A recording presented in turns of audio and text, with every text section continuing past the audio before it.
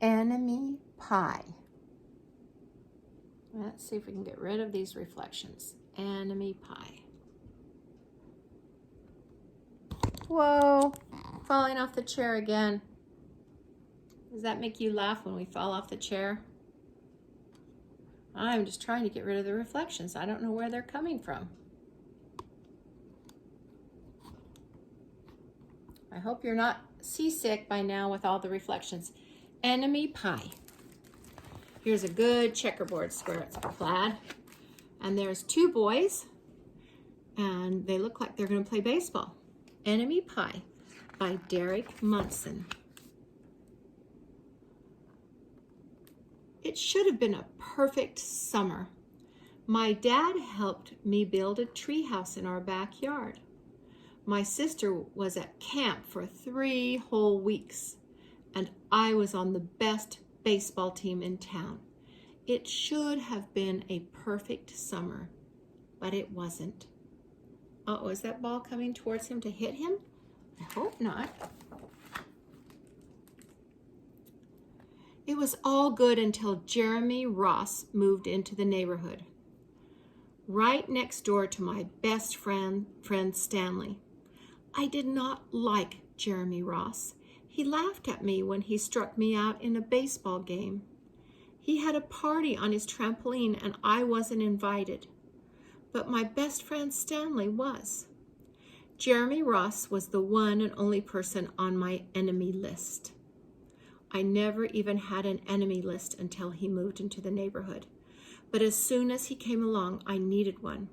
I hung it up in my treehouse where Jeremy Ross was not allowed to go. See, on that list he wrote, enemy number 1, Jeremy Ross.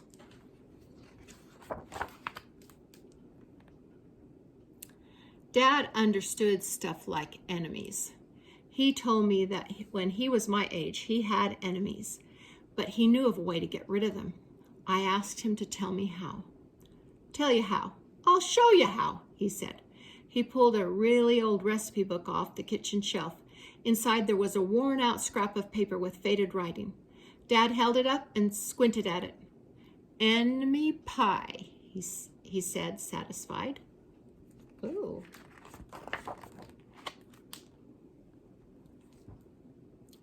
You may be wondering, what exactly is enemy pie? I was wondering too, but Dad said the recipe was so secret he couldn't even tell me.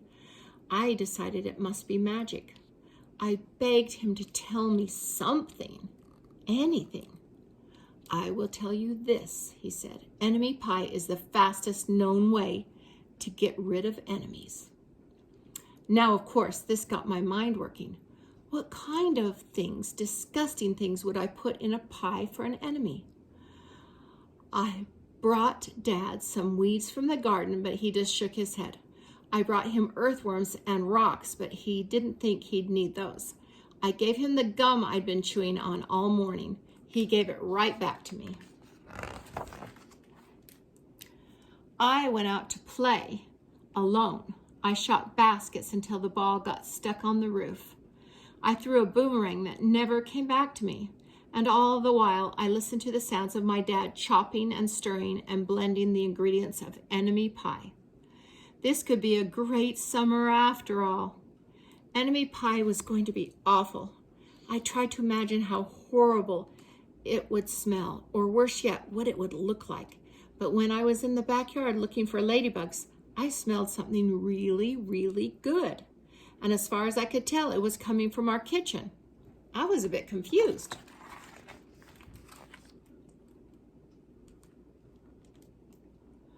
I went to ask Dad what was wrong. Enemy pie shouldn't smell this good. But my dad was smart. If enemy pie smelled bad, your enemy would never eat it, he said. I could tell he'd made enemy pie before. The buzzer rang, and Dad put on the oven mitts and pulled the pie out of the oven. It looked like plain old pie. It looked good enough to eat. I was catching on, but still, I wasn't really sure how this enemy pie worked. What exactly did it do to our enemies? Maybe it made their hair fall out or their breath stinky. Maybe it made bullies cry. I asked Dad, but he was no help. He wouldn't tell me a thing. But while the pie cooled, he filled me in on my job.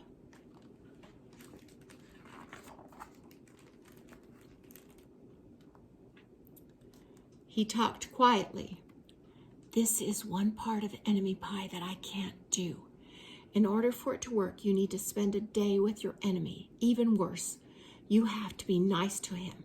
It's not easy, but that's the only way the enemy pie can work. Are you sure you want to go through with this? Of course I was. It sounded horrible. It was scary, but it was worth a try. All I had to do was spend one day with Jeremy Ross. Then he'd be out of my hair for the rest of my life. I rode my bike to his house and knocked on the door.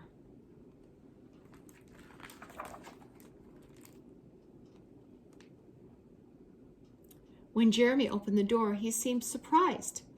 He stood on the other side of the screen door and looked at me, waiting for me to say something. I was nervous. "Can you play?" I asked. He looked confused. "I'll go ask my mom," he said.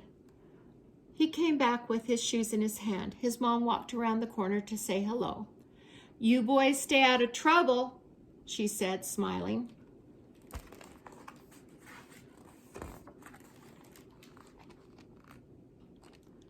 We rode bikes for a while and played on the trampoline. Then we made some water balloons and threw them at the neighbor girls, but we missed. Jeremy's mom made us lunch. After lunch, we went over to my house. It was strange, but I was kind of having fun with my enemy. He almost seemed nice, but of course I couldn't tell Dad that since he had worked so hard to make the enemy pie. Jeremy Ross liked my basketball hoop. He said he wished he had a basketball hoop, but they didn't have room for one. I let him win a game just to be nice.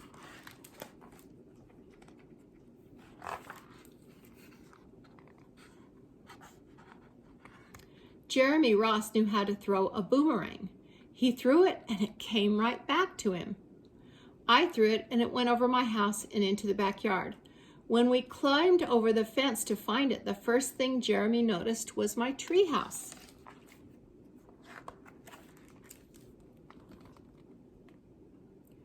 My treehouse was my treehouse. I was the boss. If my sister wanted in, I didn't have to let her. If my dad wanted in, I didn't have to let him. And if Jeremy wanted in... "Can we go in?" he asked. I knew he was going to ask me that, but he was the top person, the only person on my enemy list, and enemies aren't allowed in my treehouse. But he did teach me how to throw a boomerang, and he did have me over for lunch, and he did let me play on his trampoline. He wasn't being a very good enemy. "Okay," I said, "but hold on." I climbed up ahead of him and tore the enemy list off the wall. I had a checkerboard and some cards in the treehouse, and we played games until my dad called us down for dinner. We pretended we didn't hear him, and when he came out to get us, we tried to hide from him. But somehow he found us. Dad made us macaroni and cheese for dinner, my favorite. It was Jeremy's favorite too. Maybe Jeremy Ross wasn't so bad after all. I was beginning to think that maybe we should just forget about enemy pie. But sure enough, after dinner, Dad brought out the pie. I watched as he cut the pie into 8 thick slices. "Dad," I said, "sure is nice having a new friend in the neighborhood." I was trying to get his attention and trying to tell him that Jeremy Ross was no longer my enemy. But Dad only smiled and nodded. I think he thought I was just pretending. Dad dished up the pie plates side by side with big pieces of pie and giant scoops of ice cream.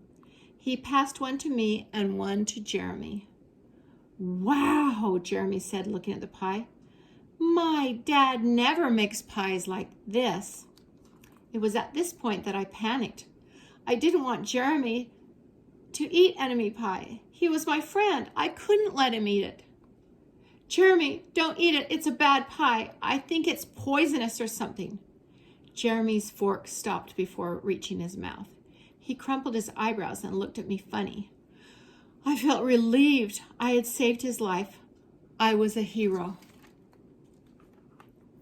If it's so bad, Jeremy asked, then why has your dad already eaten half of it? I turned to look at my dad. Sure enough, he was eating enemy pie. Good stuff, he mumbled through a mouthful. And that was all he said. I sat there watching them eat enemy pie for a few seconds. Dad was laughing. Jeremy was happily eating, and neither of them was losing any hair. It seemed safe enough, so I took a tiny taste. Enemy pie was delicious. After dessert, Jeremy rode his bike home, but not before inviting me over to play on his trampoline in the morning. He said he'd teach me how to flip.